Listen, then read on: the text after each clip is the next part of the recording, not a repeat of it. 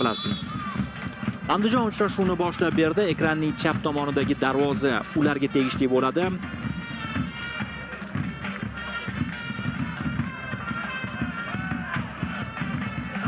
Uzoqdan zarba ko'ramizmi? Boltaboyev aniq bordi, ammo darvozani ishg'ol qilish uchun yetarli emasdi bu zarba. Pas o'ynab ketishmoqda. Karimov Doriyevga, Lyubcho zarba bo'ladimi? Ha, bo'ldi. Darvozabon Adhamovdan seyv.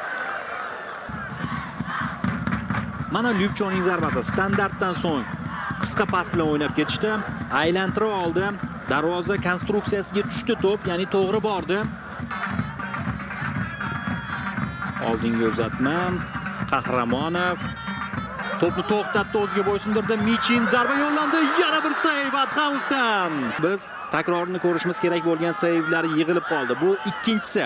Sal avvalgi Michinning zarbasidan keyingi seyv. Oldarxonov qanotga. Turg'unboyev zarba yo'llandi. Mitrovic ushlab olmoqda to'pni. Andijonning ham xavfli hujumini ko'rdik.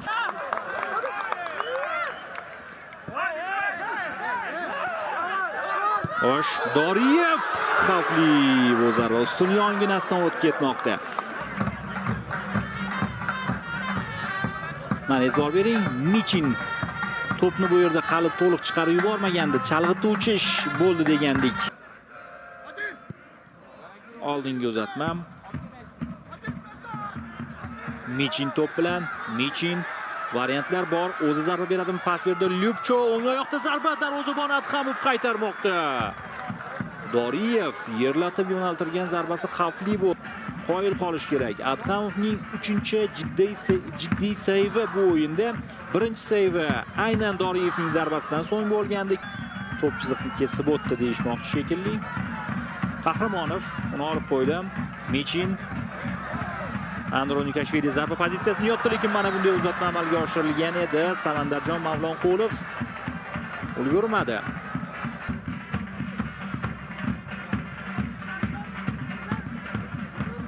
Cheran tomonga Dragan birga bir qolyapti, xavfli vaziyat, pas berdi va mana bu yerda gol ura olmayapti. Karimov o'yindan tashqari holat bor ekan. Mahamadjonovning pasini ko'rdingiz. To'pni aylantirib, aynan Draganning yo'nalishiga bergan edi.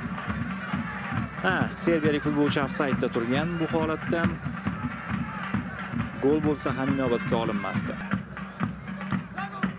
Ko'ra olmoqda Mahamadjonov. Ana endi esa to'p So'g'diyonada xavfli vaziyat bo'lishi mumkin. Ichkariga uzatma zarba yo'llandi va gol! Lyubcho Doriyev o'z uslubida Doriyev. 12-si mavsumdagi. Mana ko'ramiz. Nurmatov mana bunday pas berdi va Doriyevdan zarba. Uni qo'riqlovsiz qoldirishdi. Jarima maydonchasi atrofida, zarba hududida bunday pozitsiyada Lyubcho Doriyevni qo'riqlovsiz qoldirish juda katta xato, albatta. Liga to'purari eng xavfli hujumchilardan biri. Yuqori texnika egasi, to'pni ham qanday aylantirdi e'tibor bering. Darvozabon farq bittaga qisqardi. -7, ochkolar soni 18 ta.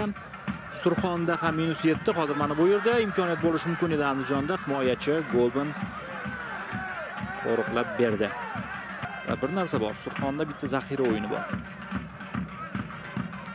Ya'ni zaxira o'yini deganda mana shu turdagi Surxonning o'yinini nazarda tutyapman.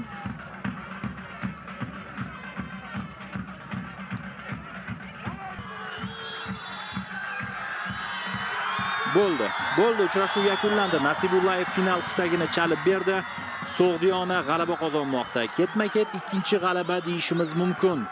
So'g'diyonada birinchi davrada Andijon maydonida o'tgan uchrashuvda andijonliklar 4-0 hisobda g'alaba qozonishgan edi. Bugun esa So'g'diyona qaysidir ma'noda revansh oldi.